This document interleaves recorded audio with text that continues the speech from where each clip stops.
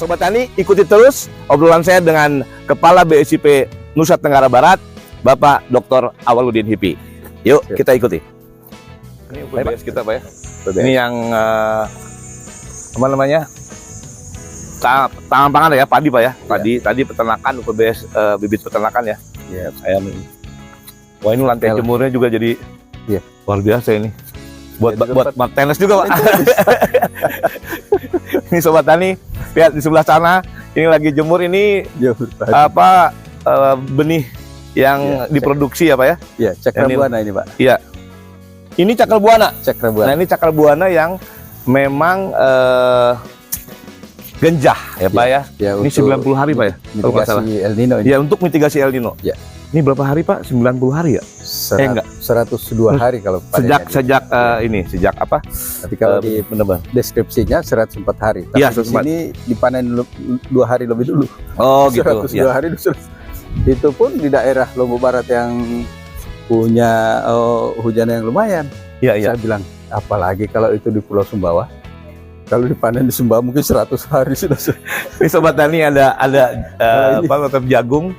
Yang ini sekarang Pak Menteri ya menggenjot jagung dan padi sebagai prioritas untuk pangan ini Pak ya. Ya. Luar biasa. Ini NASA 29. NASA 29. NASA 29. Jadi ini adalah lokasi UPBS, unit pengelola benih sumber khususnya padi. Ini teman-teman bisa lihat ini produksi yang dihasilkan oleh UPBS BSIP NTB. Agro standar, Pak. Ini udah agro standar. Sobat Tani, ini luar biasa. Pak Dr. Awal sudah dengan timnya menyiapkan ini, dan memang kalau kita bilang mana UPBS-nya sebagai apa? Ini buktinya. Ini bukti nyata loh yang dihasilkan oleh BSIP. Ya. Jadi teman-teman jangan takut. Tusinya apa? Ini BSIP sudah menghasilkan ini. Ya. Oke, sudah jalan. Luar biasa ini. Oh, itu buat ini apa? Budidaya buat kecambah ini. Oke, yang untuk kecambah Pak ya? Kecambah. Bisa jagung, bisa kedelai. Oh, ini buat jagung bisa, kedelai juga bisa. Kalau padi juga ada. Padi juga ada. Sudah dicop. Apa namanya Pak? Germinator. Germinator. Ya, germinator. Nah, ini modelnya IPB ini. Oke. Yang ada dalam lagi. Ya, ya. Ini yang kita sudah siapkan juga. Iya, iya. Ya. Kita mulai, saya bilang konsep LS Formula. Ya, makanya ini udah bisa nih Pak. Harus bisa. Harus bisa karena sistemnya ini udah jalan di sini, sehingga kalau untuk menuju akreditasi atau menjadi penilaian kesesuaian, betul, itu sudah siap ini. Dan mereka memang tinggal pelatihan tadi Pak, PPC-nya, terus auditornya, kemudian audit internalnya ya. Kita sudah kirim ya. Ada beberapa yang udah lagi yang akan kita. Balai Besar Penerapan udah melakukan pelatihan baru ya? Udah. Iya, itu yang kita minta nanti untuk bisa kita lakukan pelatihan. Oke. Ya, kalau ini air saya. Oke. Wah, ini luar biasa. Wah, Pak Awal, kita ada di tempat ini tadi ya. Habis ngobrolin di kandang ayam KUB, Sensi, kemudian kita juga tadi jalan ngomongin Pak Awal untuk menyikapi tugas dan fungsi yang Pak Awal, saya lihat KUB Pak Awal dengan timnya itu bagaimana menyiapkan DOC, kemudian Panil ini yang perkebunan juga, belum hortikultura. Ini menyiapkan SDM ini seperti apa? BSIP yang dulu BPTP kan berkurang nih Pak Awal, ke peneliti yang pindah ke kantor sebelah. Tentunya apa sikap Pak Awal sebagai pimpinan atau kepala balai sini bagaimana menyikapi ini dan harus memperkuat tentunya BSIP NTB. Oke. Baik, terima kasih. Sebelumnya memang pada saat itu memang kita ada beberapa perpindahan. Untuk penyiapan kantor BSIP Nusa Tenggara Barat, tentunya kita menyiapkan fungsionalnya juga. Betul. Yang penting ini ya. Baru yang pertama kita melihat kalau BSIP fungsional utamanya adalah ASTA. Analis standarisasi yang menyiapkan bagaimana sih mengenai draft RSNI, kemudian untuk penerapan dan pengujian, dan sekaligus untuk diseminasinya. Ini yang perlu kita pikirkan ini di BSIP. Itu yang bagaimana Pak Awal menyikapi itu? Kita siapkan Ada beberapa fungsional yang memang kita sudah siapkan. Yang pertama memang fungsional utamanya adalah asta. Ada ya di sini Pak ya? Asta kita punya 9 orang. Wow, 9 orang 9 Sobat Tani. Luar biasa ini BSIP NTB. Dan semuanya tentu kita melihat mana prioritas komoditas yang harus kita mulai bahas di BSIP ini. Ya. Mulai dengan perkebunan, tanaman pangan, hortikultura, sampai dengan peternakan. Kita mulai siapkan dan mana yang prioritas yang harus kita dorong Pak ya. Kemudian selain asta, kita juga ada fungsional pendukung, ada PMHP. Oke. Ada juga di sini pengawas mutu hasil pertanian. Ada 2 orang. Wow, 2 orang Sobat Tani ya. Dan mereka memang yang bertugas di laboratorium. Iya. Yang PMHP. Karena dia memang bagaimana mutu hasil pertanian itu Pak ya. Hasil pertanian dan kemudian dia melihat itu secara di laboratorium juga mereka memperhatikan itu. Kemudian ada juga POPT.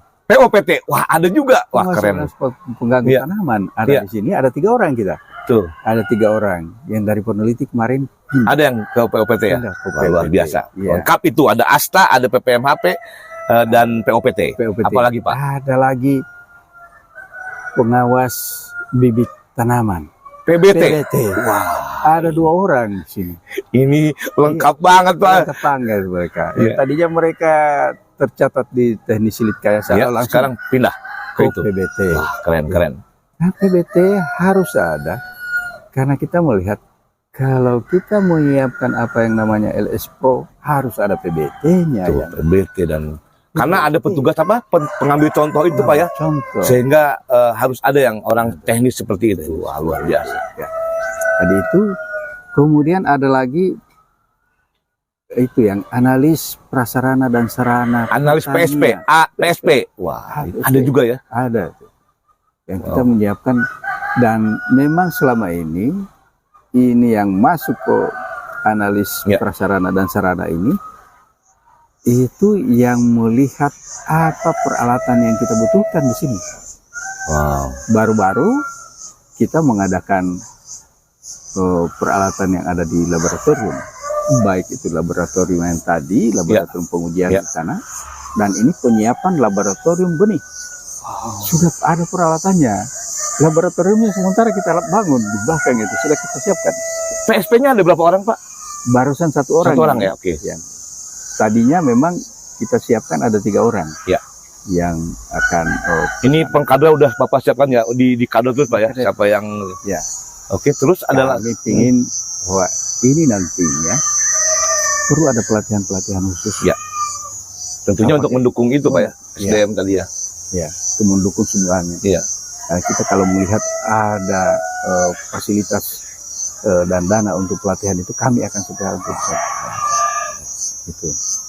Dan ini tentunya penyuluh yang sudah eksis Pak ya. Eksis. Kalau penyuluh memang di sini banyak Pak ya. Iya, ada 21 orang. Wow.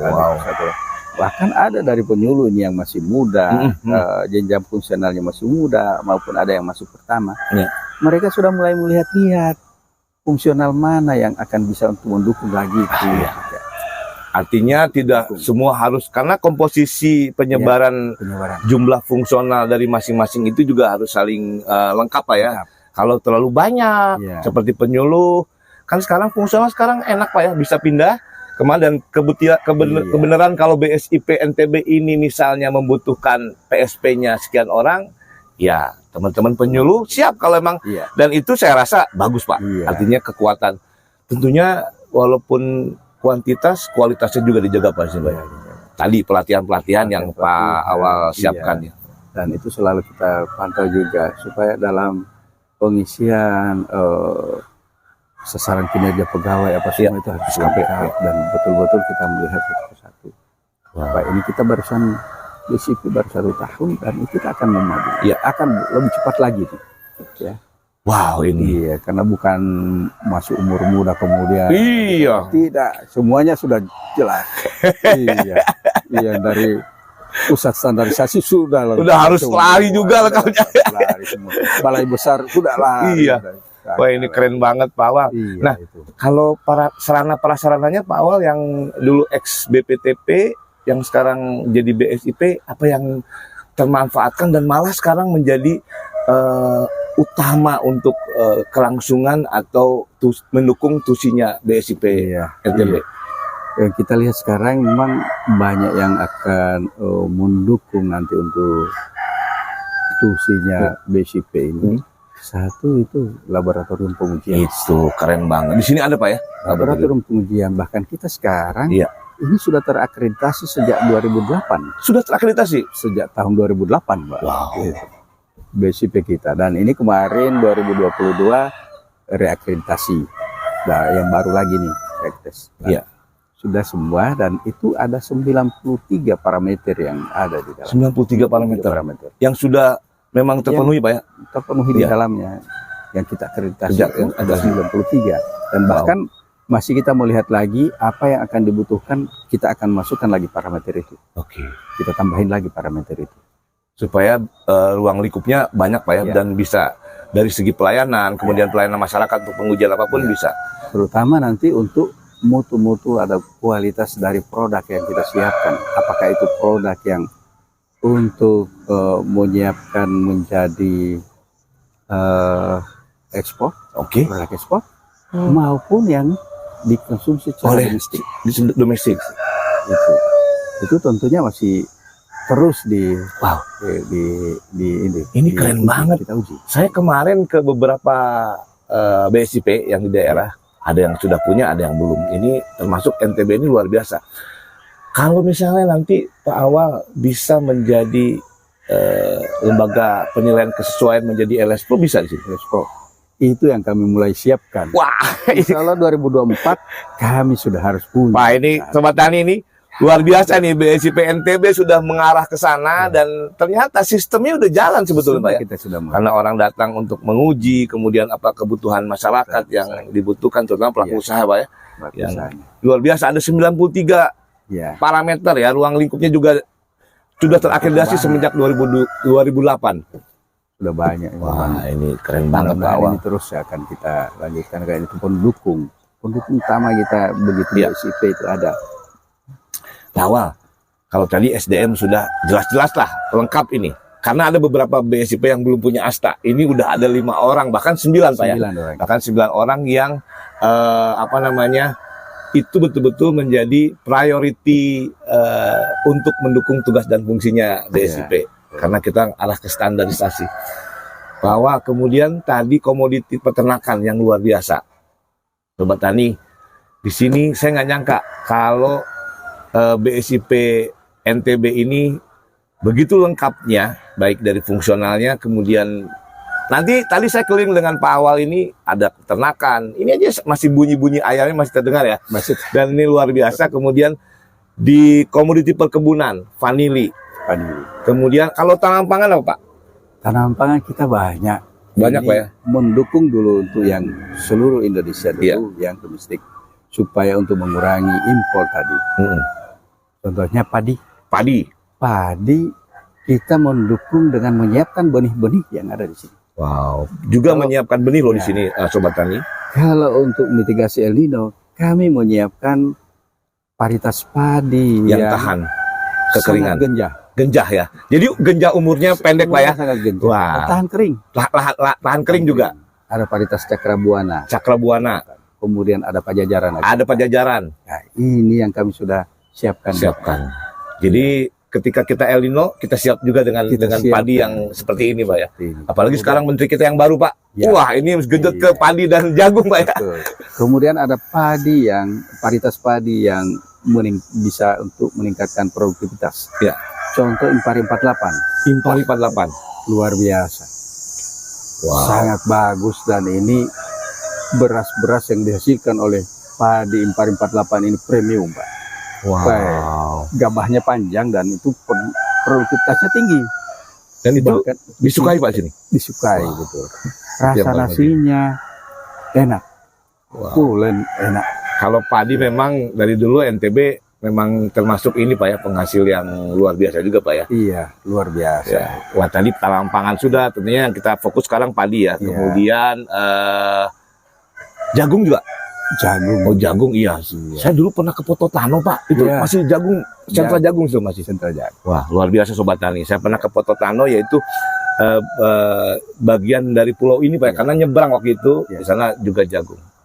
Dan Luar biasa. itu alhamdulillah memang NTB kita sangat peningkatan produktivitas, kemudian produksi di gabah padi di NTB sangat tinggi. Oh gitu ya Pak? Sangat tinggi. Wah. Jadi kita itu tidak membutuhkan yang namanya beras impor itu Pak. NTB tidak Iya membutuhkan. lagi, memang di sini luar biasa. Saya keliling aja. Iya. Wah ini beras ini. Bahkan NTB ini mensuplai, Makasih Mbak. makasih, Ya. mensuplai beras ke NTT, ke Bali, NTT juga di sebelah sini. Bali. ke Bali, Denpasar. Ada sebagian yang ke Surabaya. Wow. Dari sini juga. Ini memang ini luar biasa. Saya beruntung sekali bisa main sini. Padi, iya. Itu hanya untuk Oktober kemarin saja. Ya. Kita ini melihatnya dengan melihat petanaman yang ada di seluruh NTB ini, kita sekarang menggunakan siskrop. Siskrop. Jadi Jadi pakai. kita bisa ngelihat Pak ya. Oh, bisa melihat. Bagaimana pertumbuhan padi ya. Sobat Tani, siskrop itu adalah sistem bagaimana tanaman padi khususnya bisa lihat menggunakan internet Pak ya. Ya. Ada kameranya di sana, ada CCTV-nya, bagaimana pertumbuhan padi di satu daerah itu Pak ya. Ya. Jadi kita dengan siskrop yang sudah digunakan, BSIP sudah memasang itu, nanti sudah menggunakan satelit Sentinel-1. Wow. Sangat luar biasa, dan menurut ini bisa dia pantau yang 10 kali 10 meter persegi. Luasannya. Luasannya itu saja bisa dipantau. Saya bilang kalau bisa memantau yang 100 meter persegi, tikus yang lewat di situ Kelihatan. bisa dipantau. Keren banget. Ini udah berbasis IoT loh ya. IoT. Wow, ini keren sekali. Talang pangan luar biasa. Ini ada sistem ada siskrop itu ya, sistem siskrop. informasi Iya. tentang bagaimana tanaman padi yang ada di daerah. Ya, dan itu sudah disosialisasikan Udah ya? oleh Kepala Badan Standarisasi kan? Iya. Kepala BSIP Pak ya. Iya, Kepala BSIP sudah mensosialisasikan itu dan kita ikuti itu. Dan kita sekarang pantau setiap bulan. Wow. Jadi setiap fase Itu kelihatan. kelihatan jelas. Berapa yang mau dipanen, berapa hektar yang baru ditanam, itu semua. Wah, ini menarik banget ini Pak. Dan ini saya sudah sosialisasikan ke Dinas Pertanian Provinsi, Orang daerah juga Pak ya. teman-teman Setiap penyuluh. kabupaten ya Pak ya. Iya, Penyuluh juga. penyuluh saya sosialisasikan. Ini kalian pakai, lihat untuk prediksi sementara luas yang ada. Itu hanya bisa dilihat dari handphone Pak ya.